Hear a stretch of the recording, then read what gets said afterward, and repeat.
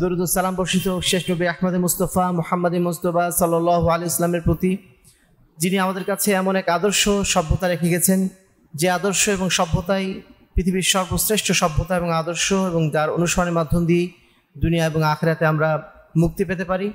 সে রসুলের উদ্দেশ্যে আমরা সংক্ষেপে দরুদ পাঠ করছি। আল্লাহুম্মা সাল্লি আলাইহি আল্লাহুম্মা বারিক আলাইহি। সম্মানিত মুসলিম কেরাম, আজকে আমরা যে সময়টাতে মেম্বারে দাঁড়িয়ে কথা বলছি, ঠিক 1 বছর আগের কথা যদি আমরা স্মরণ করি, সেই সময় এমন একটা সময় গেছে যে সময়টা আমাদের জন্য ছিল অত্যন্ত, বলা যেতে পারে জাতীয় জীবনে একটা ভয়াবহ সময়, একটা অনিশ্চিত সময় ছিল। যে সময়গুলোতে আমরা জানতাম না যে কি হতে যাচ্ছে বা কি হচ্ছে। সার্বিক এই পরিস্থিতির মধ্য থেকে আল্লাহ রাব্বুল আলামিন যে আজকে আমাদের একটা মোটামুটি হলো নিরাপত্তার যে পরিবেশ দিয়েছেন, এটা নিঃসন্দেহে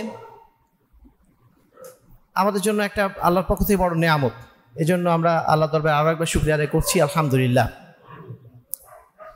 সম্মানিত উপস্থিতি, গত 1 বছর আগে যে ঘটনাগুলো ঘটেছিল, সেই ঘটনা আমাদেরকে, বিশেষ করে আমাদের জাতীয় জীবনে অনেকগুলো মূল্যবান শিক্ষা দিয়েছিল, যে শিক্ষাগুলো আমরা আমাদের জীবনে গভীরভাবে অনুভব করেছিলাম। মানুষ যখন উপদেশ দেয়, অথবা আল্লাহ রাব্বুল আলামিন যখন কোনো উপদেশ দেন, আমরা পড়ে যাই, কিন্তু সেটা অনেক সময় অনুভব করি না।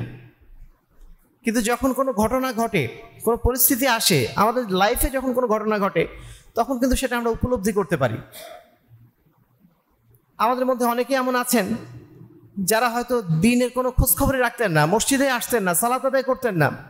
ওই মানুষটার কোনো প্রিয়জন যখন মারা গেছেন, হতে পারে বাবা মা, হতে পারে স্ত্রী, বা কেউ মারা গেছেন কাছের কেউ, মারা যাওয়ার পর দেখা যাচ্ছে তার মধ্যে একটা অনুভূতি জাগরণ তৈরি হচ্ছে। সে কিন্তু এর আগেও মৃত্যুর কথা অনেক শুনেছে, কোরআনে অনেক মৃত্যুর কথা পড়েছে, সব কিছুই জানে, কিন্তু যখন বাস্তবে তার লাইফে ঘটেছে, তখন সেটাকে সে অন্যভাবে অনুভব করে। তো গত 5ই আগস্ট 2024 সালে যে ঘটনা ঘটেছিল, এটাও কিন্তু আমাদের অনেক কিছু উপলব্ধি নিয়ে এসেছিল। আমরা বুঝতে পেরেছিলাম যে আল্লাহ রাব্বুল আলামিনের ওয়াদা কখনো মিথ্যা হতে পারে না। আল্লাহ রাব্বুল আলামিন চাইলে দুনিয়াতে যে কোনো কিছু দেখাতে সক্ষম। তিনি কুন ফায়াকুন বললেই কুন ফায়াকুন হওয়া সম্ভব। সেটার বাস্তবতা কিন্তু আমরা সেই দিন অনুভব করেছিলাম। সেই সময়গুলোতে আমরা বেশ কিছু শিক্ষা অর্জন করেছিলাম। যেমন একটা শিক্ষা ছিল এই, যে নেতৃত্ব বা দায়িত্ব, এটা আল্লাহর পক্ষ থেকে একটা দেওয়া আমানত। এই আমানত যদি কেউ সঠিকভাবে আদায় না করে, তাহলে নিঃসন্দেহে সমাজ বিশৃঙ্খলা তৈরি হবে, এমনকি তার নিজের জীবনও বিশৃঙ্খলা তৈরি হবে। আল্লাহ বলছেন, ইন্নাল্লাহা ইয়া'মুরুকুম আন তু'আদ্দুল আমানাতি ইলা আহলিহা। নিশ্চয়ই আল্লাহ রাব্বুল আলামিন তোমাদেরকে নির্দেশ দিয়েছেন যে তোমরা তোমাদের উপরে যে আমানতগুলো আল্লাহ দিয়েছেন, যে দায়িত্ব দিয়েছেন, সে আমানতগুলো তোমরা যথাযথভাবে পালন করো, মানুষের হক মানুষকে যথাযথভাবে আদায় করে দাও। ওয়া ইযা হাকামতুম বাইনান নাসি আন তাহকুমু বিল আদলি। এবং মানুষের মধ্যে যখন তোমরা বিচার ফয়সালা করবে, তখন তোমরা ন্যায়পরায়ণতার সাথে, ন্যায় বিচারের সাথে তোমরা বিচার করো। অন্য আয়াতে আল্লাহ রাব্বুল আলামিন বলছেন,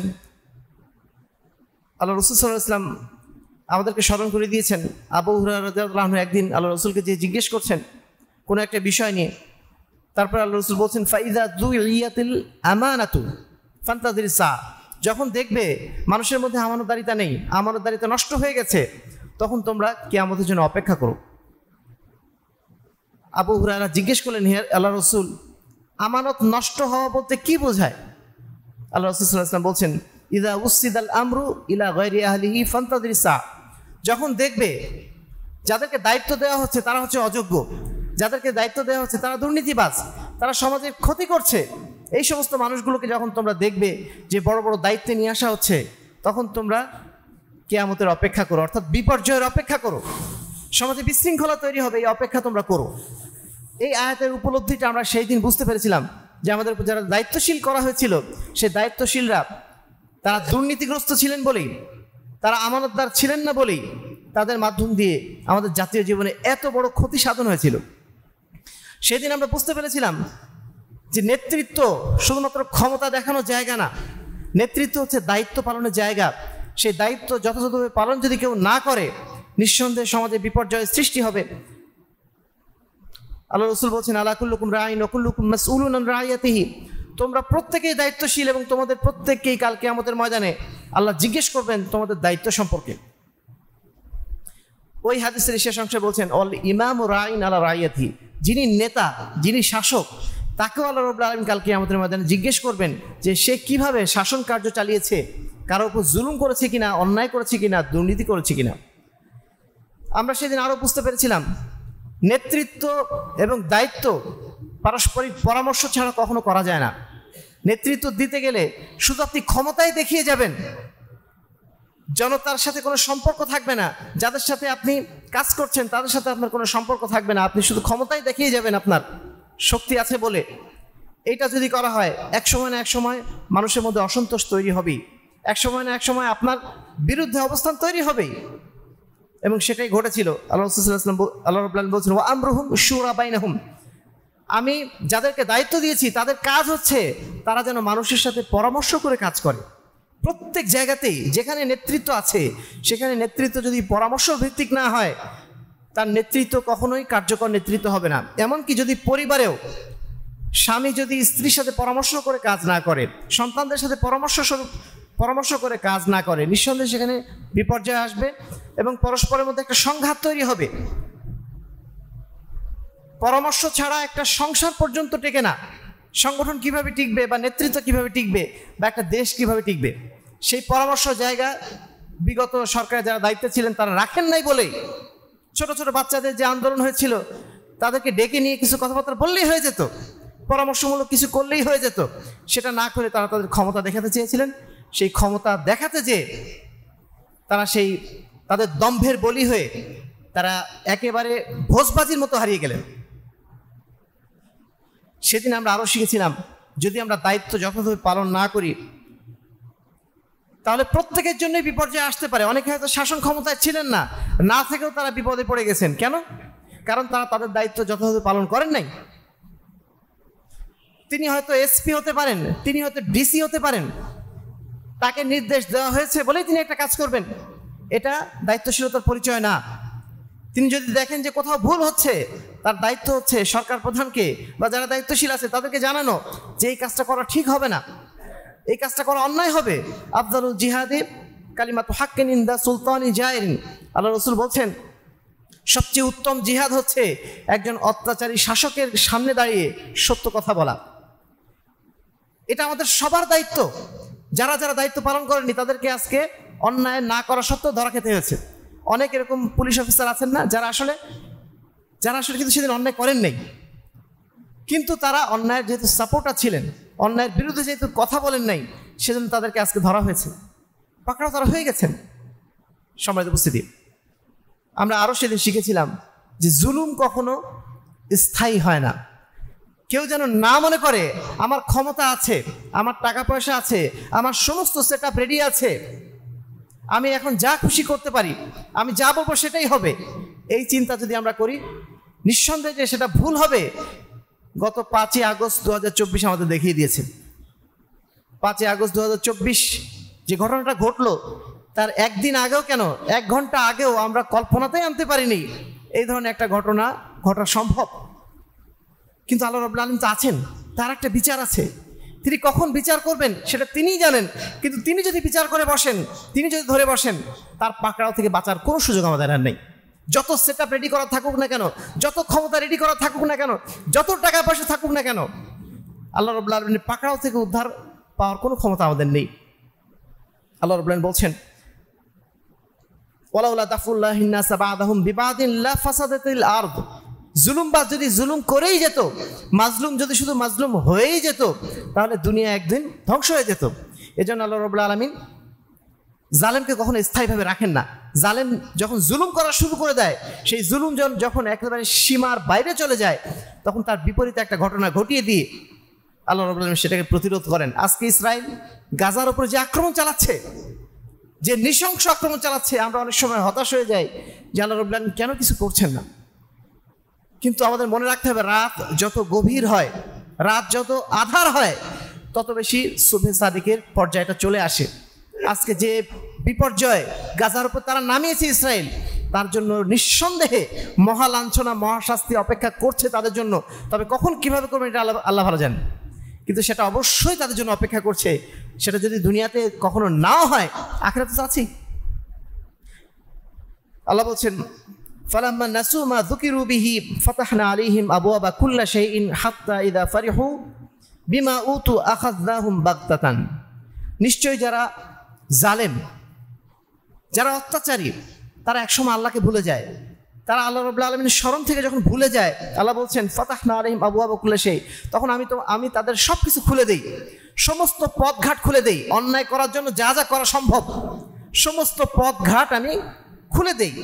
হাত্তা ইযা ফারিহু বিমা উতু, অতঃপর তারা খুব খুশি হয়ে যায়, আমরা যা খুশি তাই তো হচ্ছে, আমাদের তো কিছু বলার নেই। এরকম একটা পর্যায়ে যখন চলে আসে, আল্লাহ বলছেন আখাযনাহুম বাগতাতান, আমি তখন তাদেরকে হঠাৎ করে ধরে ফেলি, হঠাৎ করে তাদেরকে ধরে ফেলি। ফাইদা হুম মুবলিসুন, তখন তারা তাদের পরিণতি দেখে তারা হতভম্ব হয়ে যায়, তারা হতাশ হয়ে যায়, তারা ভেবে পায় না যে এটা হলো কি করে। যারা আজকে ঘটনার শিকার হয়েছেন তারা নিঃসন্দেহে জানেন 1 ঘন্টা আগে পরে তাদের যে অবস্থান তৈরি হয়েছিল, তারা ভাবতেই পারেন এটা কখনো হতে পারে। আল্লাহ রাব্বুল আলামিন তাদের ভাবনার বাইরে এমন কিছু ঘটিয়ে ফেললেন যে ঘটনা তাদের কখনো কল্পনাতেও আসে নাই। আল্লাহ রাসূল সাল্লাল্লাহু আলাইহি ওয়াসাল্লাম বলছেন ইন্নাল্লাহ আযজা ওয়া জাল্লা ইউমলি লিয-যালিম, নিশ্চয়ই আল্লাহ রাব্বুল আলামিন জালেমদেরকে কখনো কখনো সুযোগ দেন।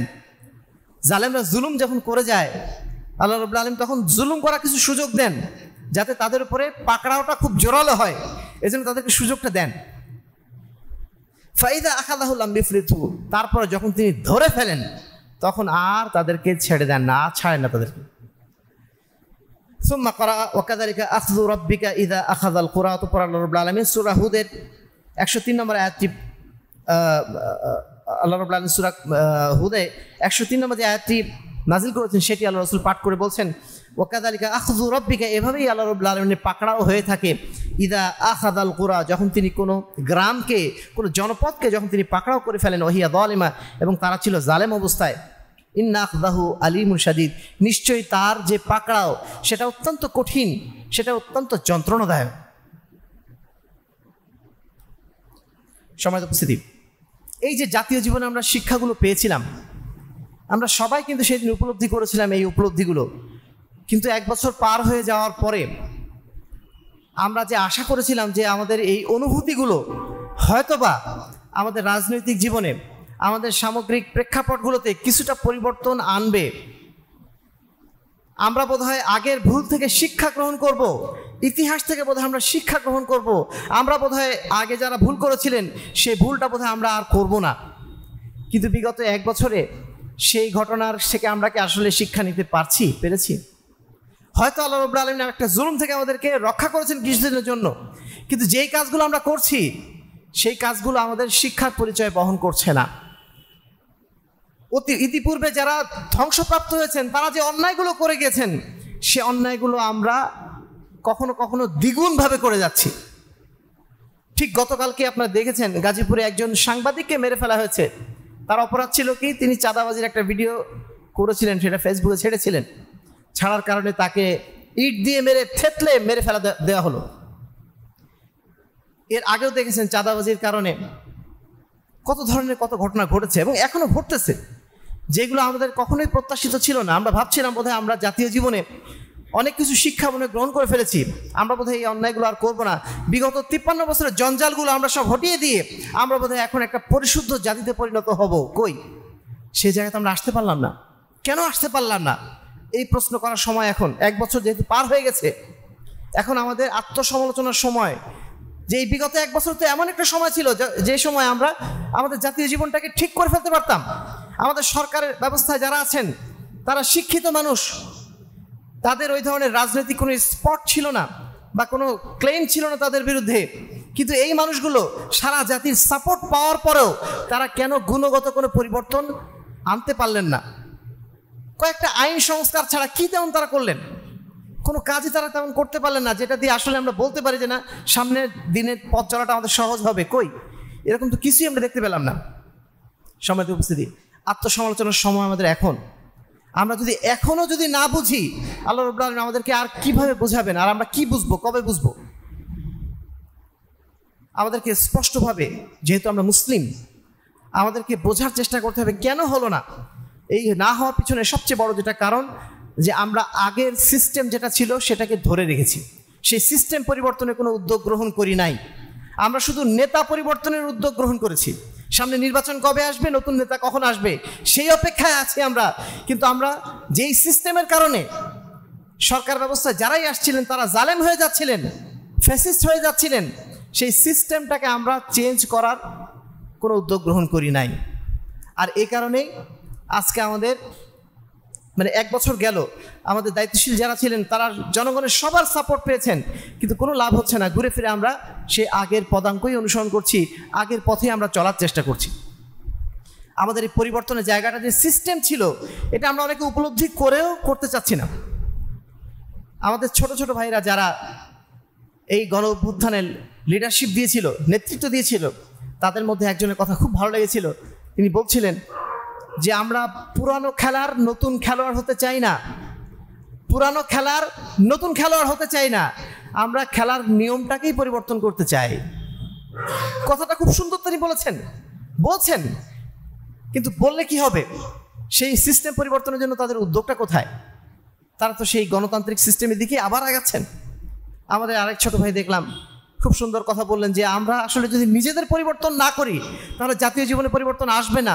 এজন্য আসেন আমরা প্রতিদিন একটা করে পাপ বা অন্যায় কমিয়ে দিই, জাতীয় জীবনে তাহলে 18 কোটি পাপ কমে যাবে।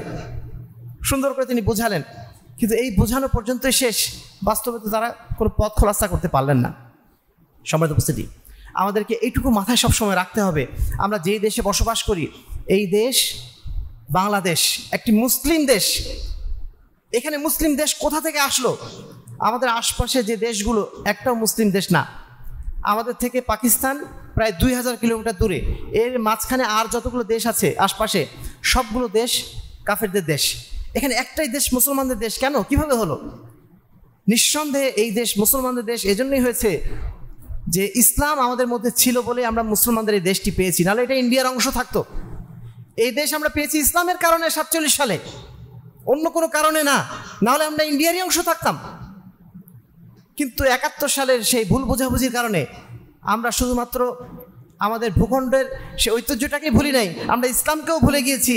ইসলামের জায়গায় আমরা সেখানে বসিয়ে দিয়েছি গণতন্ত্র, ধর্মনিরপেক্ষতাবাদ, সমাজতন্ত্র এবং জাতীয়তাবাদ।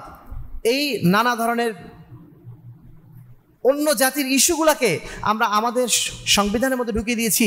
আমাদের যে মূলনীতিগুলো, সেই মূলনীতিগুলোর মধ্যে এইগুলো ঢুকিয়ে দিয়েছি। ইসলামকে আমরা এখান থেকে ঝেঁটিয়ে বের করে দিয়েছি।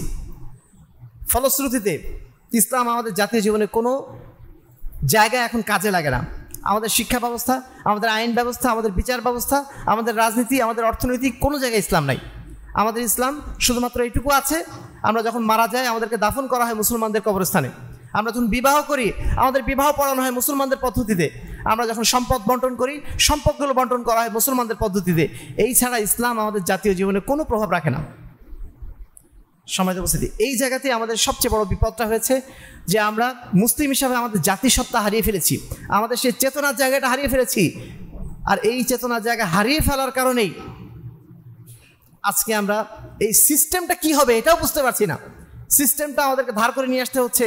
আমেরিকা কি করে আমাদের দেখতে হচ্ছে, যে ব্রিটেন কি করছে আমাদের দেখতে হচ্ছে, যে ভারত কি করে। আমরা দেখতে পাচ্ছি না যে আমাদের রসুল কি করেছিলেন। আমাদের রাসূলের অনুসারী, রাসূলের উম্মত, আমাদের মাথায় একবারও আসছে না যে আমাদের রাসূল কি করেছিলেন, আমাদের খোলাফায়ে রাশিদিন কি করেছিলেন।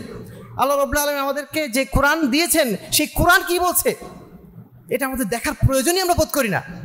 আমাদের শিক্ষা ব্যবস্থা, আমাদের সমাজ ব্যবস্থা সব কিছু এমনভাবে সেকুলারাইজড করে ফেলা হয়েছে যে আমাদের সন্তানরা ইসলাম বলতে এগুলো বুঝেই না। ইসলাম বলতে তারা বোঝে ওইটুকুই যেটুকু বললাম।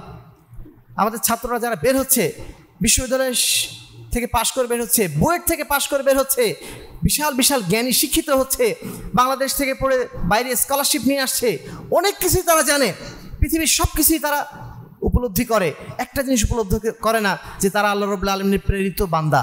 আল্লাহ রাব্বুল আলামিন তাদেরকে দুনিয়াতে পাঠিয়েছেন একটা নির্দিষ্ট উদ্দেশ্যে। সেই উদ্দেশ্য পালন করার পরে আমাদের আবার দুনিয়া থেকে আল্লাহর কাছে ফিরে যেতে হবে। ইন্না লিল্লাহি ওয়া ইন্না ইলাইহি রাজিউন। আমরা আল্লাহর জন্যই, আমাদেরকে আবার আল্লাহর দিকে ফিরে যেতে হবে। শুধু এই জ্ঞানটুকু তাদের মধ্যে নাই। আমাদের শিক্ষা ব্যবস্থার কোথাও এই শিক্ষা আমাদেরকে দেওয়া হয়নি।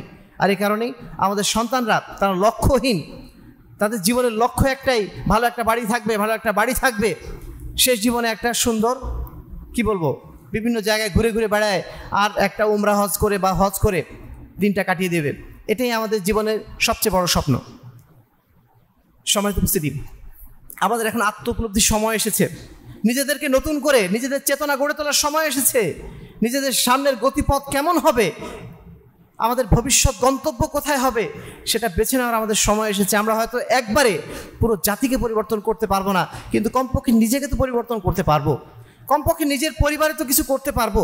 এই পরিবর্তনের ইস্যুটাই আজকে আমাদের জন্য সবচেয়ে গুরুত্বপূর্ণ বিষয়। আমাদের আত্মসচেতনতা, আমাদের আত্মসমালোচনার মাধ্যম দিয়ে আমরা এই পরিবর্তনটুকু অন্তত পক্ষে ঘটাতে পারবো। যখন আমরা ঘরে ঘরে এই পরিবর্তনের উদ্যোগ গ্রহণ করতে পারবো, তখন একসময় জাতীয় জীবনে পরিবর্তন আসবে। কিভাবে আসবে আমরা জানি না, তবে আসবে ইনশাআল্লাহ একদিন। যেভাবে গত 5ই আগস্ট আমরা দেখেছি আমাদের ছোট ছোট সন্তানদেরকে বের করে দিয়েছিল তাদের বাবা মাই, যে তোমরা যাও, বাইরে বের হও, তোমরা এই অত্যাচারীদের বিরুদ্ধে লড়াই করো। আমাদের বাবা মা আমাদেরকে নামিয়ে দিয়েছিল। কেন নামিয়ে দিয়েছিল? কারণ একটা জাতীয় চেতনা সৃষ্টি হয়ে গেছিল। ওই জাতীয় চেতনার জায়গাটা যদি একটু ঘুরিয়ে দিয়ে ইসলামের পক্ষে আমরা করে নেই, আমরা যখন আমাদের বাবা মাকে শেখাতে সক্ষম হব যে না, আমাদের সন্তানদের কোনো রাজনীতির জন্য না, ইসলামের জন্য রক্ত দেওয়ার জন্য উৎসাহিত করতে হবে,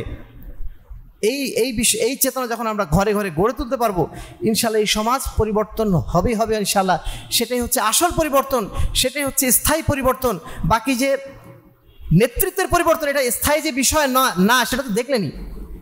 গত 1 বছরে আমরা যখন নেতা চেঞ্জ করে ফেললাম, আমরা ভালো অনেক কিছু করে ফেলবো, কিছু করতে পারিনি। কিন্তু শুধু নেতা পরিবর্তন করে সমাজ পরিবর্তন হয় না। সমাজ পরিবর্তন করতে গেলে সমাজের প্রত্যেকটা সেক্টরে পরিবর্তন লাগে। সেই সেক্টরে পরিবর্তন করার মালিক কিন্তু আমরা নিজেরা।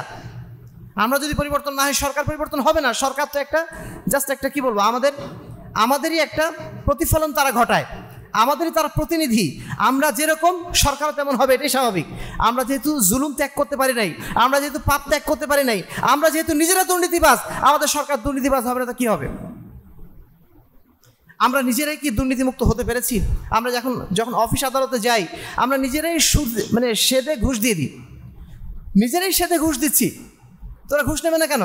ওরাও ঘুষ নেওয়ার জন্য বসে আছে, আমরা দেওয়ার জন্য বসে আছি আমাদের সুবিধার জন্য। সবাই সবার জায়গা থেকে আমরা একটা মিউচুয়াল ক্রাইম করছি। ও ক্রাইম করে, আমিও ক্রাইম করি, এবং সেটা জেনে বুঝে ক্রাইম করছি। এই জায়গাগুলো থেকে যখন আমরা নিজেরা যতক্ষণ মুক্ত না হতে পারছি, ততক্ষণ পর্যন্ত সমাজ ব্যবস্থা একদিনে পরিবর্তন হবে না। আসুন আমরা এবারে আসি যে কিভাবে আমরা এই পরিবর্তনের সূচনাটা করব, কিভাবে আমরা পরিবর্তনের পথে হাঁটব।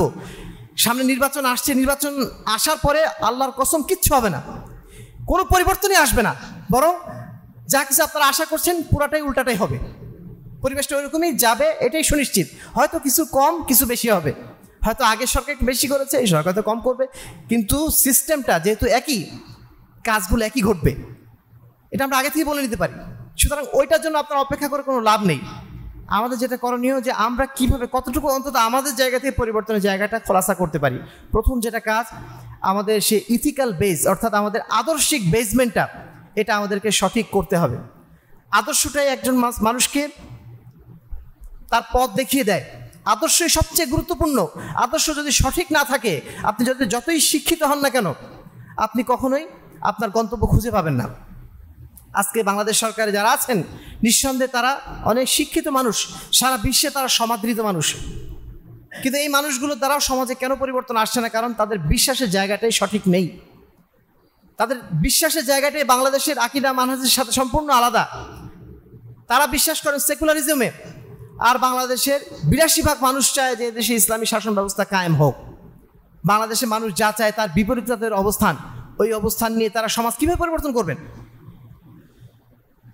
প্রথম কাজ হচ্ছে আমাদের সেই তাওহীদে বিশ্বাস, এই বিশ্বাসটাকে নতুন করে আবার ঝালাই করে নিয়ে এটাকে আবার সঠিক জায়গায় নিয়ে আসা। আমরা যে কালেমা পাঠ করেছিলাম, ছোটোবেলা থেকে যে কালেমা শিখে এসেছিলাম, এই কালেমা শুধু পড়া না, এই কালেমাকে উপলব্ধি করার সময় এখন এসেছে।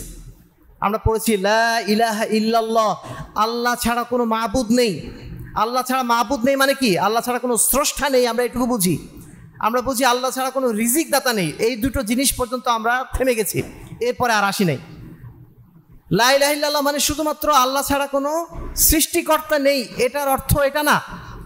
সেটাতে একটা অর্থ আছেই, সেই অর্থ শুধু তো আমরা মানি না, সে অর্থ তো একজন হিন্দুও তাই বিশ্বাস করে, একজন ইহুদিও তাই বিশ্বাস করে যে আল্লাহ ছাড়া কোনো স্রষ্টা নেই, একজন নাসারাও তাই বিশ্বাস করে, সবাই তাই বিশ্বাস করে।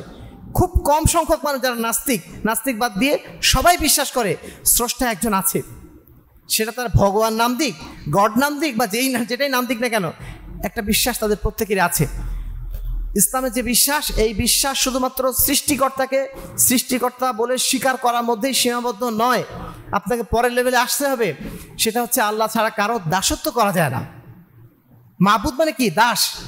আল্লাহ ছাড়া কারোর মাবুদ হওয়া যায় না, আল্লাহ ছাড়া কারোর দাসত্ব করা যায় না, আল্লাহ রাব্বুল আলামিন ছাড়া কারোর বিধানের আনুগত্য করা যায় না। এই বিশ্বাসের দিকে আমাদের ফিরে আসতে হবে। গণতন্ত্র বলেন, সমাজতন্ত্র বলেন, জাতীয়তাবাদ বলেন, ধর্মনিরপেক্ষতাবাদ বলেন, এই যে মতবাদগুলো, মতাদর্শগুলো, এগুলো কি আল্লাহর বিধান? এগুলো কি আল্লাহর বিধান? দেখেন, এগুলো কিন্তু আমাদের আকীদার জায়গা, আমাদের ঈমানের জায়গা, পরিষ্কারের জায়গা। এগুলো কিন্তু এখনো সাফ হয়নি। এগুলো যখনই আমরা আলোচনা করতে যাব, এই আলোচনাগুলো আপনাদের মনে হবে এগুলো সব অবান্তর আলোচনা, এগুলো তো রাজনীতির বিষয়, এগুলো নিয়ে কেন কথা বলে? ধর্ম মানে শুধুমাত্র সালাতের কথা হবে, এখানে মানুষের সাথে ভালো ব্যবহারের কথা হবে, কিন্তু ধর্ম মানে যে আল্লাহর বিধান, এই বিধানের জায়গায় আমরা এখন আসতে পারিনি বলে আমাদের অন্তর থেকে কিন্তু এখনো বের হচ্ছে না যে গণতন্ত্র এটা কি আল্লাহর বিধান কিনা। গণতন্ত্র কি আল্লাহর বিধান? সমাজতন্ত্র আল্লাহর বিধান? জাতীয়তাবাদ আল্লাহর বিধান? ধর্মনিরপেক্ষতাবাদ আল্লাহর বিধান? কোনোটাই আল্লাহর বিধান না। এইগুলো সব মানুষের তৈরি বিধান, মানুষই তৈরি করেছে। মানুষ মানে কি? মুসলমানদের তৈরি না, এগুলো অমুসলিমদের তৈরি। অমুসলিমরা তাদের জীবনযাপন পরিচালনা করার জন্য এই সিস্টেমগুলো তাদের জন্য আবিষ্কার করছে, সেটা তাদের জন্য খাটতে পারে। কিন্তু একজন মুসলিম কখনো আল্লাহর বিধান বাদ দিয়ে অন্য কারো বিধানের কখনো দাস হতে পারে না। এই বিশ্বাসের জায়গাটা আমাদের অবশ্যই খোলাসা করতে হবে। যতক্ষণ খোলাসা করতে না পারছি ততক্ষণ আমাদের বিশ্বাসের পাটাতনটা ঠিক হবে না, বিশ্বাসের পাটাতন নড়বড় থাকবে। যারা এই বিশ্বাস করেছি, বিশ্বাস করার পরেও আমরা আবার আল্লাহর বিধানের সাথে কাউকে শরীক করছি, আমরা এটা চিন্তা করছি যে না, আল্লাহর বিধানই মানতে হবে, তবে প্রয়োজনে মানুষের বিধানও মানা যায়, এই চিন্তা যাদের মাথায় আছে তারাই এখন এই সমস্ত কথাগুলো বলে যাচ্ছেন। এবং এই শিরকের মধ্যে তারা যে লিপ্ত আছেন তারা নিজেরাও জানেন না। তারা মনে করেন শিরক মানে শুধু মাজারে যাওয়া অবশ্যই কাবিরা গুনাহ কেন, সবচেয়ে বড় শিরকের মধ্যে একটা মানে পার্ট ওটা। সেই সাথে আপনি অন্যান্য যে কাজগুলো করেন আল্লাহ বাদ দিয়ে, যার কাছে আপনি সাহায্য চান, এগুলো নিঃসন্দেহে শিরক। কিন্তু আল্লাহ বাদ দিয়ে যার দাসত্ব করেন সেটাও যে এক প্রকার শিরক, এটা হয়তো আমাদের মাথায় খেলবে না।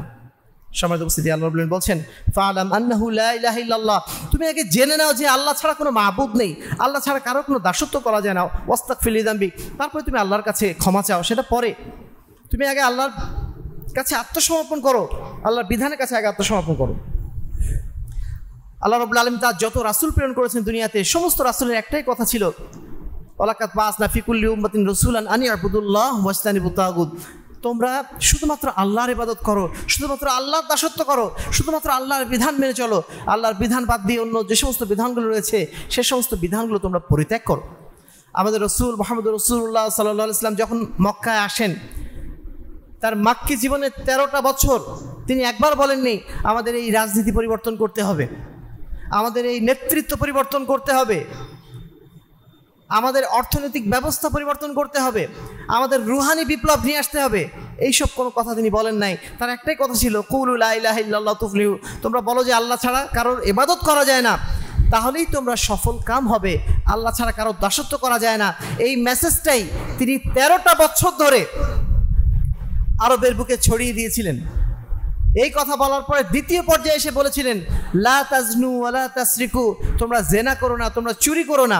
নৈতিকতার উপদেশটা তারপরে নিয়ে এসেছিলেন। রাজনীতি কখন নিয়ে এসেছিলেন? আরো অনেক পরে। রাজনীতিটা কখনো মূল ইস্যু না, রাজনীতি মূল ইস্যু না। আমাদের মূল ইস্যু হচ্ছে আমাদের আদর্শটা, আমাদের মূল ইস্যুটা হচ্ছে আমাদের নৈতিকতা। এই আদর্শ এবং নৈতিকতার পথে যখন আমরা আসবো, আমাদের রাজনীতি, আমাদের অর্থনীতি অটোমেটিক্যালি সেটা নৈতিক হয়ে যাবে, সেটা আদর্শবান রাজনীতি হয়ে যাবে, সেটা পরে। কিন্তু আদর্শের পথে আমাদের আগে ফিরে আসতে হবে, এটাই হচ্ছে আল্লাহ রাসূল সাল্লাল্লাহু আলাইহি ওয়াসাল্লামের বক্তব্য ছিল।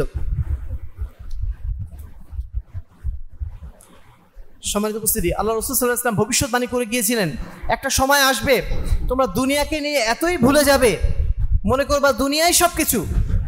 এরকম অবস্থা যখন চলে আসবে তখন আল্লাহ রাব্বুল আলামিন তোমাদের উপর লাঞ্ছনা চাপিয়ে দিবেন।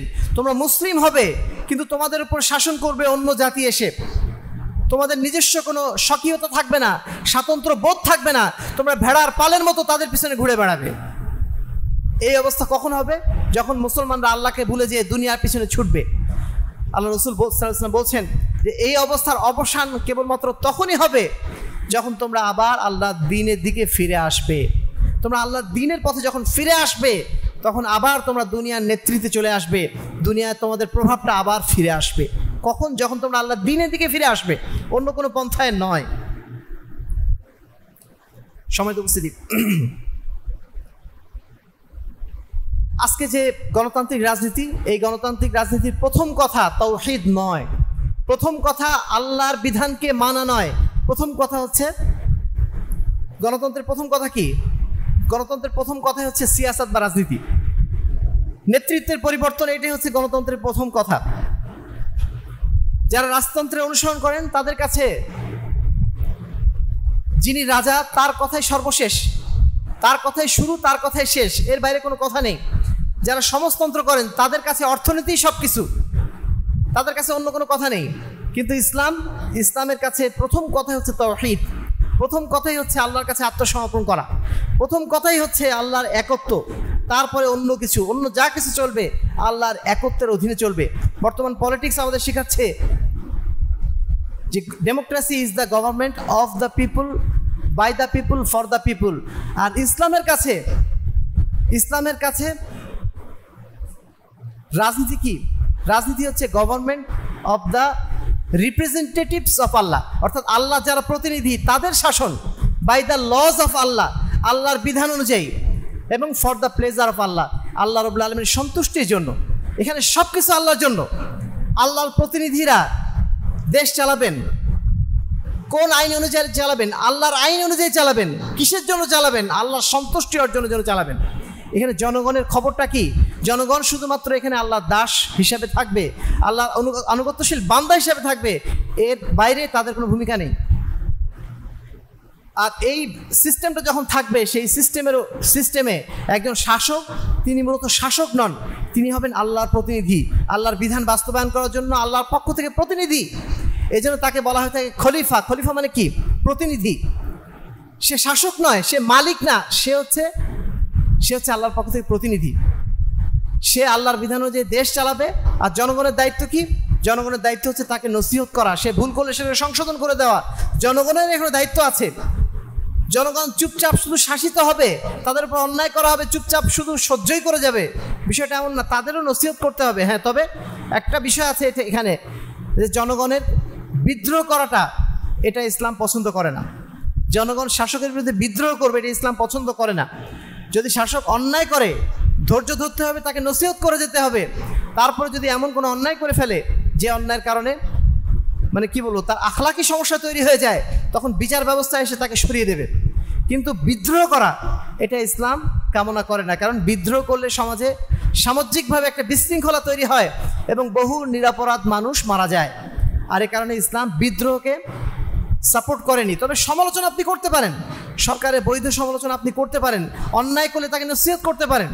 সম্পর্কটা ঠিক এমন যে বাবা এবং সন্তান, একজন সন্তান যদি বাবার কোনো ভুল দেখে, সে কি করবে? তাকে কি থাপ্পড় মারবে? না, তাকে নসিহত করবে, তাকে সংশোধনের চেষ্টা চালাবে। মানে শাসক এবং শাসিতের সম্পর্কে ইসলামে এরকম। এই জন্য বিদ্রোহটা ইসলামে কাঙ্ক্ষিত নয়। তবে এমন একটা পরিবেশ যদি কখনো চলে আসে যে না, বিদ্রোহ ছাড়া কোনো উপায় নেই, সেই সময় ওলামায়ে কেরামের মত অনুযায়ী পরবর্তী পদক্ষেপ নিতে হবে। কিন্তু সাধারণভাবে শাসকের বিরুদ্ধে বিদ্রোহ ইসলাম সাপোর্ট করে না। সমাজ উপস্থিতি, তাহলে যে বিষয়টি বলছিলাম, ইসলামের মূল জিনিসটা হচ্ছে তাওহীদ। অন্য সমস্ত ব্যবস্থাপনায় রাজনীতি হয়তো প্রধান, অথবা অর্থনীতি প্রধান, অথবা অন্য কিছু প্রধান, কিন্তু ইসলামে আল্লাহর জমিনে আল্লাহর বিধান বাস্তবায়ন করা, এটাই হচ্ছে ইসলামী রাজনীতির মূল কথা। এবার আমরা আসি, আমাদের মধ্যে কিছু যারা ইসলামপন্থী আছেন, যারা বর্তমানে ইসলামী রাজনীতির নাম করে গণতন্ত্রকে মেনে নিয়েছেন, তারা ইকামতের দিনের নাম করে বর্তমানে গণতন্ত্রের সাথে আপোষ করে যাচ্ছেন। আমরা মনে করি নিঃসন্দেহে এটা একটা অন্যায় পন্থা। একজন মুসলমান সর্বদা ইসলামের উপর কায়েম এবং দায়েম থাকবে ইস্তেকামতের সাথে, সে কখনোই বাতিলের সাথে একটা মিনিটের জন্য আপোষ করতে পারে না। এটাই হচ্ছে একজন মুসলমানের চরিত্র। একজন মুসলমান কখনো তেল এবং পানি একসাথে মিশানো রাজনীতি করে না। সে সবসময় ইসলামের পক্ষে থাকবে ততক্ষণ পর্যন্ত যতক্ষণ সে একা জীবিত থাকে। এই আপোষহীন অবস্থানটাই ইসলামের অবস্থান। যিনি ইসলামী রাজনীতি করবেন তাকে অবশ্যই এই আপোষহীন অবস্থানে থাকতে হবে। দুর্ভাগ্যজনকভাবে এই আপোষহীনতা আমরা আমাদের ইসলামী রাজনীতিবিদ যারা তাদের মধ্য থেকে হারিয়ে ফেলেছি। তারাও এখন একে একে সবাই গণতন্ত্রের কাছে আত্মসমর্পণ করে যাচ্ছেন এবং তারা বলছেন এটা ছাড়া এখন উপায় নেই, বর্তমানে শাসন ব্যবস্থা তো এটাই, এর বাইরে আমাদের যাওয়ার কোনো সুযোগ নেই, কি করব? এই জন্য সাময়িকভাবে আমরা মেনে নিচ্ছি। আরেক দল মানুষ তারা আবার বলছেন, খুব সুন্দর করে ব্যাখ্যা দিয়ে দিচ্ছেন, যে এই ব্যাখ্যাটা সেকুলাররাও দেয় না। তারা বলছেন যে গণতন্ত্র এবং নির্বাচন আলাদা জিনিস, আমরা গণতন্ত্র মানি না, নির্বাচন মানি। এই এক নতুন খেলা শুরু হয়েছে ইদানিং। অথচ যারা সেকুলার তারাও কিন্তু গণতন্ত্রের সবচেয়ে বড় সমালোচক। যারা এই ডেমোক্রেসি নিয়ে এসছেন, গণতন্ত্র যারা দুনিয়াতে নিয়ে এসেছেন, তারাই গণতন্ত্রের সবচেয়ে বড় সমালোচক এবং তারাই বলেছেন গণতন্ত্রের চেয়ে নিকৃষ্ট শাসন ব্যবস্থা আর হতে পারে না, কখনোই সম্ভব না, কখনোই সম্ভব না। আপনারা আপনাদের এলাকাতে দেখবেন সবচেয়ে যে মানুষটা ভালো মানুষ, যে মানুষটা তাকওয়াবান মানুষ, পরহেজগার মানুষ, যে মানুষটা মসজিদে 5 ওয়াক্ত সালাতে সবার আগে উপস্থিত থাকে, সেই লোকটাকে আপনি যখন দেখবেন না যে মানুষের দুয়ারে দুয়ারে ভোট ভিক্ষা করবে। এটা তার ব্যক্তিত্বের সাথে যায় না, তার পার্সোনালিটির সাথে যায় না। একজন ব্যক্তিত্ববান মানুষ কখনো মানুষের কাছে এভাবে ভিক্ষার ঝুলি নিয়ে যেতে পারে না। আর এই কারণেই গণতন্ত্রের মাধ্যম দিয়ে কখনো সুশাসন আসে না এবং এই কারণেই সেকুলাররা পর্যন্ত এটাকে সমালোচনা করেছে। আর যারা সেকুলার তারা গণতন্ত্রকে কেন সমালোচনা করেছে? এই নির্বাচন ব্যবস্থার কারণে। তারা গণতন্ত্র তো মানে, গণতন্ত্রের যে আদর্শ, সে আদর্শের সাথে সেকুলারদের তো কোনো দ্বিধাদ্বন্দ্ব নেই, তারা তো সেটা মেনেই নিয়েছে। কোন জায়গায় তারা খারাপ বলেছেন এই নির্বাচন ব্যবস্থা কি? আর সেই জায়গায় এসে আমাদের মাশাআল্লাহ যারা বলছেন এই কথা, গণতন্ত্র আলাদা নির্বাচন আলাদা, তারা যে কি চিন্তা করে বলেছেন আল্লাহই ভালো জানেন। আমরা তো বলছি গণতন্ত্র আলাদা নির্বাচন আলাদা, কিন্তু নির্বাচন কোন নির্বাচন? আমরা বলেছি ইসলামী নির্বাচন ব্যবস্থা আলাদা, গণতান্ত্রিক নির্বাচন ব্যবস্থা আলাদা। গণতান্ত্রিক নির্বাচনে কোনো বাস বিচার থাকে না, কোনো ক্রাইটেরিয়া থাকে না, যে খুশি সেই নেতা হতে পারে। ফলে হিরো আলমের মতো নামটা উচ্চারণ করাটা কঠিন, এই সমস্ত মানুষরা এখন নেতা হওয়ার স্বপ্ন দেখে, তারাও এখন নেতা প্রায় হয়ে গেছে। সামনে হয়তো এরকম পার্লামেন্টে আপনারা এই ধরনের নেতা মেলা কিছু দেখবেন, কিন্তু ইসলামে তো এই ধরনের ফালতু নির্বাচন ব্যবস্থা না যে এখানে এই ধরনের লোকরা চলে আসবে। ইসলামে নেতা হতে গেলে আপনাকে অবশ্যই বহু ক্রাইটেরিয়া মেনটেন করে আসতে হবে। এই জন্য ইসলামী নির্বাচন ব্যবস্থা আর প্রচলিত গণতান্ত্রিক নির্বাচন ব্যবস্থা এক নয়, এ বিষয়ে আমরা একমত। কিন্তু আপনি গণতন্ত্র একটা জিনিস, নির্বাচন একটা জিনিস, এই সমস্ত কথা বলে আপনি কি বোঝাতে চাচ্ছেন? আপনি সেই মানে গণতন্ত্রের সেই নর্দমাতে ঢোকানোর জন্যই নির্বাচনকে জায়েজ করে দিলেন, তার থাকলোটা কি? সম্মানিত উপস্থিতি, আমরা আশা করছি আমাদের যারা ইসলামী রাজনীতির পক্ষে কথা বলছেন তারা নিঃসন্দেহে বিষয়গুলো নতুন করে ভাবার চেষ্টা করবেন। এখন আলহামদুলিল্লাহ বাংলাদেশে যে পরিবেশ তৈরি হয়েছে, এদেশের অধিকাংশ মানুষ তারা এখন অন্যায়ের বিপক্ষে, তারা এই অত্যাচার আর দেখতে চায় না। আগের যে জুলুম হয়েছে সেই জুলুম আর নতুন করে তারা দেখতে চায় না। এখন তারা ইসলামের পক্ষে কথা বলছে, ইসলামী শাসন ব্যবস্থাকে তারা বোঝার চেষ্টা করছে। এই উর্বর সময়ে, স্বাধীনতার 54 বছর পরে এখন যে উর্বর সময়টা এসেছে, এই সময়টাতে আমাদের যারা ইসলামী পলিটিশিয়ান নাম দিয়ে কাজ করছেন, যারা ইসলামপন্থী আছেন, তাদের সবচেয়ে বড় সুযোগ ছিল এদেশের জনগণকে ইসলামের পক্ষে নিয়ে আসার। ইসলামী শাসন ব্যবস্থা, ইসলামী বিচার ব্যবস্থা, ইসলামী নির্বাচন ব্যবস্থার কল্যাণকারী দিকগুলা উপস্থাপন করার এখনই তো সময় ছিল। এই সময়টাকে তারা কাজে না লাগিয়ে তারাও সেকুলারদের মতো শুরু করে দিয়েছেন নির্বাচন। আমি বিনীতভাবে অনুরোধ করতে চাইব, যাদের মাথায় এখনও এই ভুল চিন্তাগুলো রয়েছে, দয়া করে ফিরে আসুন, দয়া করে ফিরে আসুন। ইসলামের পক্ষে কথা বলার মতো উত্তম সময় এখনকার চেয়ে আর হতে পারে না। এই সময়টা আপনারা কাজে লাগান, ইসলামের পক্ষে মানুষকে জমায়েত করুন। আমরা সবাই মিলে যদি দাবি তুলতে পারি যে না, এদেশে ইসলামী খেলাফত আসুক, ইসলামী শাসনতন্ত্র আসুক, অবশ্যই একটা পরিবেশ একসময় তৈরি হবেই হবে। যদি সামান্য ওই নারীবাদী কয়েকটা মহিলা তারা যদি দেশকে নাড়িয়ে দিতে পারে নারীবাদের পক্ষে, সামান্য কিছু ওই নিকৃষ্ট সমকামিতার পক্ষের লোকেরা সমকামিতার পক্ষে যদি দেশ নাড়িয়ে দিতে পারে, আমরা বাংলাদেশের 90% মুসলমান যার মধ্যে 80% মুসলমানই চান ইসলামিক শাসনতন্ত্র প্রতিষ্ঠিত হোক, আমাদের কি এমন দুর্বলতা আছে যে আমরা এই কথাগুলো মুখ ফুটে বলতে পারছি না? জোর গলায় কেন আমরা বলতে পারছি না? আমাদের অন্তরে কোন জায়গাটায় বাধা সৃষ্টি হচ্ছে? কেন আমরা এত দ্বিধাগ্রস্ত? কেন আমরা আমাদের দিন নিয়ে, আমাদের ধর্ম নিয়ে এত লজ্জিত? ভিতর থেকে এই জাগরণটা একটু আমাদের প্রত্যেকের বের করা দরকার। আমরা যদি হকের পক্ষে কথা বলতে নাও পারি, কমপক্ষে অন্যায়ের পক্ষে যেন একটা সেকেন্ড আমরা ব্যয় না করি। এইটুকু ভিতরে জাজবা যদি আমাদের না আসে, তাহলে আমাদের ইসলাম বা মুসলিম হওয়াটা আমাদের জন্য একটা ধিক্কারজনক বিষয়। সমাজের উপস্থিতি, এই কথাগুলো বলার উদ্দেশ্য এটাই যে আমরা বাংলাদেশের অধিকাংশ মানুষ এখনো পর্যন্ত ইমানের জায়গাটা পরিষ্কার হতে পারছি না। ইমানের সাথে আমরা শিরকে মিশিয়ে ফেলছি, তাওহীদের সাথে শিরকে মিশিয়ে ফেলছি, এক আল্লাহর সাথে অন্য কাউকে আমরা মিলিয়ে ফেলছি। এক আল্লাহর বিধানের সাথে অন্য কারোর বিধান কখনোই তুলনীয় হতে পারে না। এই কথাটা আমরা জোর গলায় বলবো, সেই জোর গলায় বলার হিম্মতটাই আমরা হারিয়ে ফেলেছি। এখনো সময় আছে, এখনো সময় আছে। যতক্ষণ আমাদের নিঃশ্বাস আছে দুনিয়াতে, যতক্ষণ আমাদের নিঃশ্বাসটা যায়নি, আসুন আমরা ফিরে আসি আল্লাহর পথে, আসুন আমরা ফিরে আসি আল্লাহর কাছে, আল্লাহর দ্বীনের কাছে আমরা আত্মসমর্পণ করি। আল্লাহ বলছেন, ইয়া আইয়ুহাল্লাযীনা আমানু উদখুলু ফিস সিলমি কাফা, হে ঈমানদারগণ, তোমরা ঈমান এনেছো, কিন্তু ঈমান আনার পরে তোমরা ইসলামের মধ্যে এখনো পরিপূর্ণ দাখিল হতে পারো নাই। পরিপূর্ণ দাখিল হওয়ার চেষ্টা করো। ওয়ালা তামুতুন্না ইল্লা ওয়া আনতুম মুসলিমুন, তোমরা মুসলিম না হয়ে, আল্লাহর কাছে আত্মসমর্পণকারী না হয়ে তোমরা মৃত্যুবরণ করো না। আমাদের কখনকার মৃত্যু চলে আসবে আমরা কেউ জানি না। আমাদের মৃত্যুটা যেন কোনো অবস্থাতেই ঈমানহীন অবস্থায় না হয়। শুধু মাথায় টুপি দিয়ে মুখে দাড়ি রেখে আমরা কিন্তু আল্লাহর কাছে যেতে পারবো না। আমাদেরকে অবশ্যই যেতে হবে আল্লাহর কাছে ঈমান সহকারে। ঈমান সহকারে যদি যেতে পারি, তাহলে আমরা আল্লাহর কাছে মুক্তি পাবো। এর বাইরে আমাদের মুক্তির কোনো পথ নেই। দ্বিতীয় যে বিষয়টি, আমাদের তাওহীদকে টিকিয়ে রাখার জন্য, আমাদের ঈমানকে সুরক্ষিত রাখার জন্য যে কাজগুলো দরকার, আমাদেরকে জ্ঞান অর্জন করতে হবে, আমাদের তাকওয়া অর্জন করতে হবে, আমাদের আখলাক অর্জন করতে হবে, নীতি নৈতিকতা আদর্শের চর্চা করতে হবে। এই চর্চাগুলো যদি আমরা না করি, আমরা তাওহীদের প্রতি বিশ্বাস এনেও আবার বিশ্বাস থেকে দূরে সরে যাব। আমাদেরকে মনে রাখতে হবে যে একটা বিপ্লব মানেই নেতাকে হটিয়ে দেওয়ার নাম নয়। বিপ্লব মানেই কিছুদিন খুব আবেগ নিয়ে কিছু কাজ করার নাম নয়। বিপ্লব একটা দীর্ঘমেয়াদী প্রসেস। এই দীর্ঘমেয়াদী প্রসেস আস্তে আস্তে আগাতে হবে। নিজের মধ্য থেকে, আমাদের পরিবারের মধ্য থেকে, সমাজের মধ্য থেকে অন্যায়গুলো আস্তে আস্তে দূরীভূত করতে হবে। ঝাঁটা দিয়ে আস্তে আস্তে ময়লাগুলো পরিষ্কার করে করে পরিবেশ তৈরি করতে হবে। আপনি একদিন শুধু সরকার প্রধানের বিরুদ্ধে গণ অভ্যুত্থান দিয়ে সরকার তাড়িয়ে দিলেন, কিন্তু সিস্টেম পরিবর্তন এভাবে হবে না। এই জন্য আমাদের তরুণদেরকেও ভাবতে হবে যে 1 বছর কেন পরিবর্তন আসলো না? পরিবর্তন এই জন্যই আসলো না, আমরা পরিবর্তন করেছি শুধু শাসক, কিন্তু সিস্টেম চেঞ্জ করি নাই।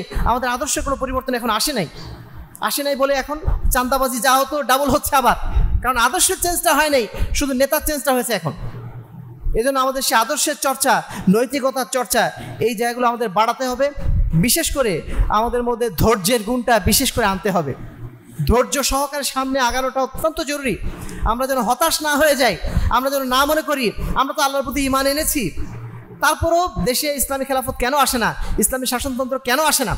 এগুলো আসলে এত শর্ট প্রসেস নয়। ইসলাম কোনো শর্টকাট পথ না। ইসলাম একটা লং প্রসেসের মাধ্যম দিয়ে দুনিয়াতে এসেছে, লং প্রসেসের মাধ্যম দিয়েই আসবে। ইসলাম এই জন্য বারবার সবরের কথা বলেছে। কোরআনে অসংখ্যবার ধৈর্য ধরার কথা বলা হয়েছে। তালুত যখন জালুতের বিরুদ্ধে যুদ্ধ করতে যাওয়ার পরে প্রায় তখন জয় চলে এসেছে, সেই সময় তালুত আবার আল্লাহর কাছে দোয়া করছে, রব্বানা আফরিগ আলাইনা সবরা ওয়া সাব্বিত আকদামানা, হে আল্লাহ আপনি আমাদেরকে সবর দান করুন, ধৈর্য দান করুন।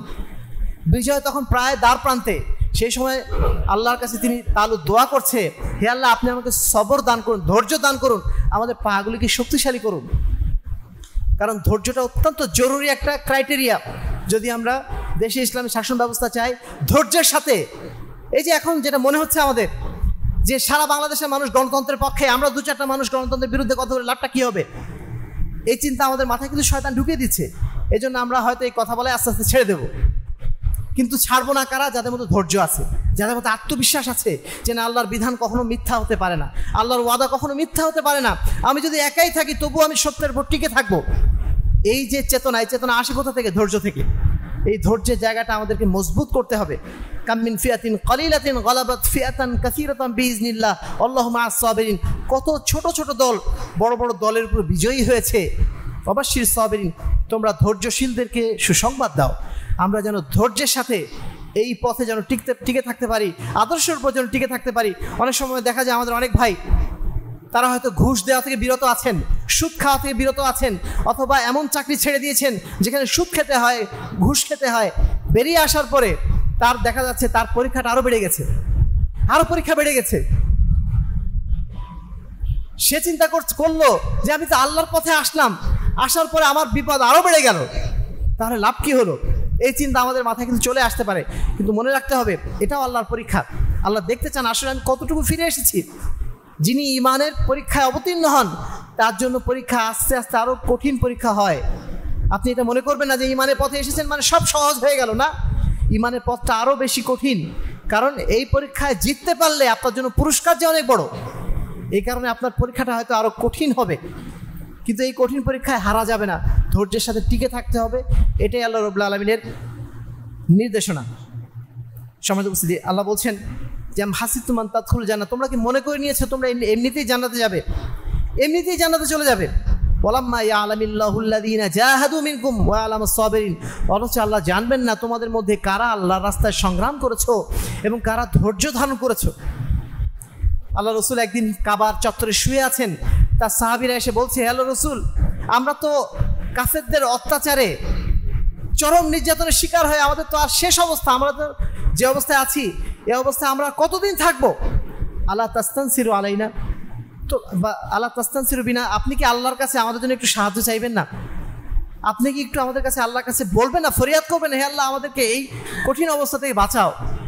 আল্লাহ রসুল তখন বলছেন যে দেখো, তোমাদের পূর্ববর্তী যে উম্মত গেছে তাদের অবস্থা এমন ছিল, কারণ মাথার উপরে করাত দিয়ে কাটতে কাটতে পুরা দেহ দ্বিখণ্ডিত করে ফেলা হয়েছে, কাউকে মাটির তলায় পুঁতে ফেলা হয়েছে ইমানের কারণে, তবুও তারা ইমান থেকে কখনো দূরে সরে যায়নি, হটে যায়নি। আর তোমরা এত দ্রুত তোমরা কেন হতাশ হয়ে যাচ্ছ? এমন একটা সময় আসবে যেই দিন আল্লাহ রাব্বুল আলামিন ইয়ামান থেকে হাজরামাউত, তৎকালীন যুগের কথা বলা হচ্ছে, ইয়ামান থেকে হাজরামাউত পর্যন্ত তোমরা চলাফেরা করবে, তোমাদের নিরাপত্তার কোনো সমস্যা হবে না। এমনকি তোমরা যদি ঘোড়ার পাল নিয়ে যাও, তোমরা যদি ছাগলের পাল নিয়ে যাও, তোমাদের ছাগলের পালের উপরে বাঘ পর্যন্ত আক্রমণ করবে না, এতটাই নিরাপত্তা আসবে। ওয়ালাকিন্নাকুম তাস্তাজিলুন, কিন্তু তোমরা খুব তাড়াহুড়া করছো, এত তাড়াহুড়া করো না।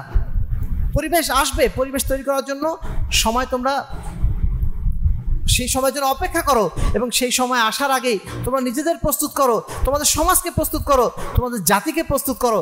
একটা সময় আসবে যেই দিন আল্লাহর জমিনে আল্লাহর দ্বীন অবশ্যই বিজয়ী হবে, এই জন্য তোমরা এত তাড়াহুড়া করো না। সর্বশেষ যে বিষয়টা সেটা হচ্ছে আমাদেরকে উত্তম নেতৃত্ব তৈরি করতে হবে, এবং উত্তম নেতৃত্ব তৈরি করতে গেলে আমাদেরকে অবশ্যই ঐক্যবদ্ধ হতে হবে। আল্লাহ রাব্বুল আলামিন বারবার আমাদেরকে সেজন্য উৎসাহিত করেছেন, ওয়াতাসিমু বিহাবলিল্লাহি জামিআ ওয়ালা তাফাররাকু, তোমরা সকলে মিলে আল্লাহর রজ্জুকে আঁকড়ে ধরে থাকো, তোমরা ঐক্যবদ্ধ থাকো, তোমরা পরস্পর বিচ্ছিন্ন হয়ে যেও না, বিভক্ত হয়ে যেও না। আল্লাহ ভালোবাসেন সেই সমস্ত মুমিনদেরকে, ইমানদারকে, যারা শক্তিশালী ইমানদার, যারা দুর্বল ইমানদার তাদেরকে আল্লাহ রাব্বুল আলামিন পছন্দ করেন না এই অর্থে যে যারা মানে শক্তিশালী ইমানদার তাদের তুলনায় কম পছন্দ করেন। দুজনের মধ্যেই খায়ের আছে, কল্যাণ আছে, তবে নিঃসন্দেহে আল্লাহ রাব্বুল আলামিন পছন্দ করেন তাদেরকে যারা শক্তিশালী ইমানদার। আল্লাহ বলছেন,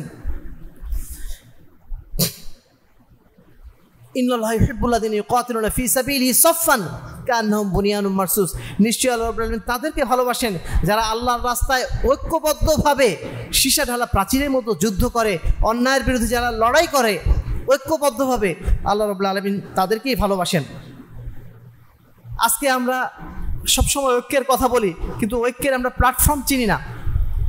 ঐক্য শুধু আমরা মুখে মুখে বলি, কিন্তু ঐক্যবদ্ধ কিভাবে হতে হবে, কোথায় হতে হবে, এ বিষয়ে আল্লাহ রাসূল সাল্লাল্লাহু আলাইহি ওয়াসাল্লাম আমাদেরকে স্মরণ করে দিয়েছেন। হুযায়ফা ইবনুল ইয়ামান তিনি বলছেন, হে আল্লাহর রাসূল, এমন একটা সময় আসবে চারিদিকে ফিতনা, এই ফিতনার সময় আমাদের সমাজে হয়তো নেতৃত্ব থাকবে না, প্ল্যাটফর্ম থাকবে না, সেই সময় কি করব আমরা?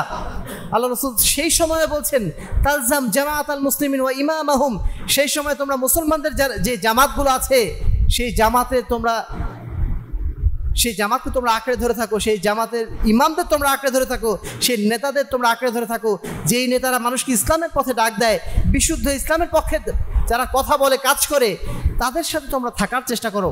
আলাইকুম বিল জামা ওয়া ইয়াকুমুল ফুরকা, তোমাদের জন্য জামাতবদ্ধ জীবন এটাকে ফরজ করে দেওয়া হলো, বিচ্ছিন্ন থাকা নিষেধ করে দেওয়া হলো। কেননা বিচ্ছিন্ন জীবন এগুলো শয়তানের জীবন, শয়তান সেখানে আক্রমণ করার চেষ্টা করে। আর জামাতবদ্ধ জীবন এখানে শয়তান সহজে প্রবেশাধিকার পায় না। এই জন্য জামাতবদ্ধ থাকা, ঐক্যবদ্ধ থাকা, এটা ইসলামের অন্যতম একটি বড় নিদর্শন। আজকের এই সমাজ ব্যবস্থাকে পরিবর্তন করতে গেলে আমরা একা একা পারবো না, আমাদেরকে অবশ্যই ঐক্যবদ্ধ থাকতে হবে, আমাদের অবশ্যই সংঘবদ্ধ প্রচেষ্টা চালাতে হবে। সেটার জন্যই আমরা জামাতবদ্ধ জীবন যাপন করার জন্য বারবার আমাদের ভাইদেরকে অনুরোধ করি যেন আমরা ঐক্যবদ্ধ থাকতে পারি। আমাদের ঐক্যবদ্ধ থাকা অবস্থায় যদি আমরা তিনজনও থাকি, তিনজনের মাধ্যম দিয়ে যে পরিবর্তন সম্ভব, সেই পরিবর্তন একজন দিয়ে সম্ভব নয়। সম্মানিত উপস্থিতি, এই বিষয়গুলো যেন আমরা অনুভব করার চেষ্টা করি। যদি এটা না করি তাহলে আমরা আল্লাহ রসুল আল্লাহ রাব্বুল আলামিন পবিত্র কোরআনে যে অসংখ্যবার জিহাদের নির্দেশ দিচ্ছেন, সেই জিহাদ আমরা করব কিভাবে?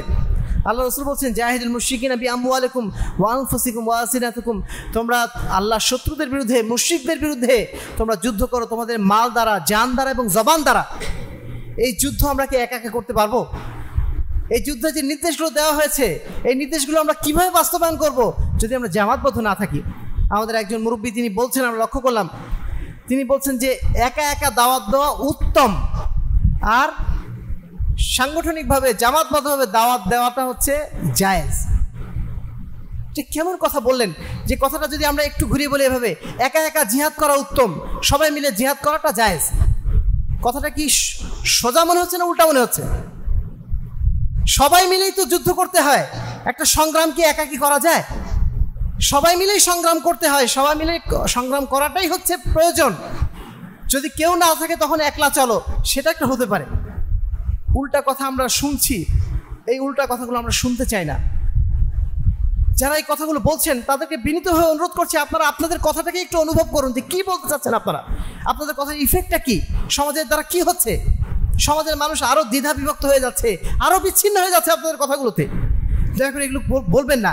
যে সমস্ত কথাগুলো বললে সমাজের উপকার হয়, মুসলিম উম্মার উপকার হয়, সেগুলো বলার চেষ্টা করুন। যদি বলতে না পারেন কমপক্ষে চুপ থাকুন, কিন্তু সমাজে দয়া করে বিশৃঙ্খলা তৈরি করবেন না। মৌলিক তিনটা ইস্যু নিয়ে আমরা কথা বলেছি আজকে, যে এই সমাজ ব্যবস্থা পরিবর্তন করতে গেলে আমরা সূচনা কোথা থেকে করব। প্রথম সূচনা হবে আমাদের আদর্শিক পরিবর্তনের মাধ্যম দিয়ে। আমরা যেন সবাই তাওহীদের কাছে আত্মসমর্পণ করি, এক আল্লাহর কাছে যেন আমরা আত্মসমর্পণ করি। আমাদের জীবন বিধান সব কিছু যেন আল্লাহ রাব্বুল আলামিনের বিধান অনুযায়ী আমরা যেন সাজিয়ে নেই। সেই সাথে যত বাতিল মতাদর্শ আছে সেগুলোকে যেন আমরা ঝেঁটিয়ে ত্যাগ করি, ওগুলোর সাথে আমাদের কোনো সম্পর্কই নেই।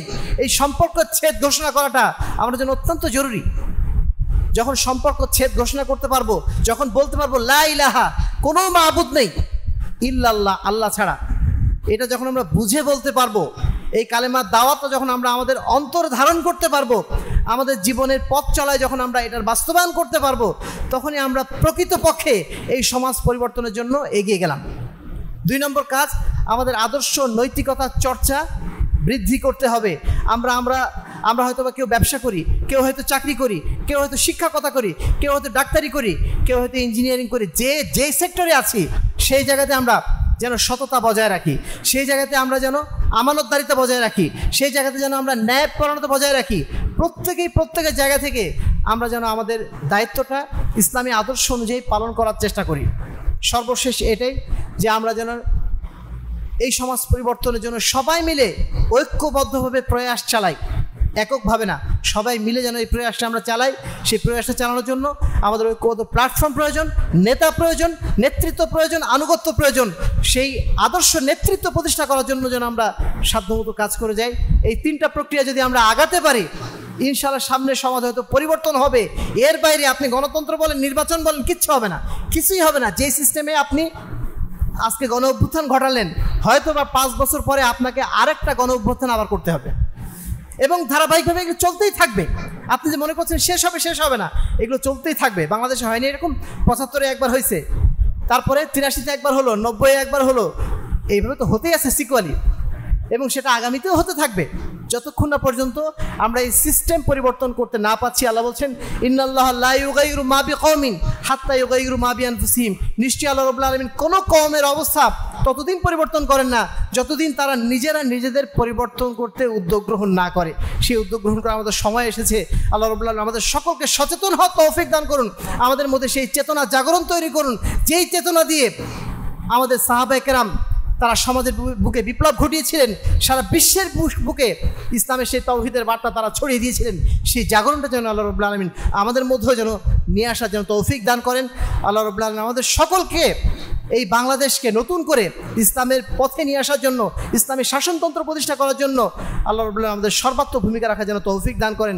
আল্লাহুম্মা আমিন ওয়া আখিরু দাওয়ানা আলহামদুলিল্লাহি রাব্বিল আলামিন।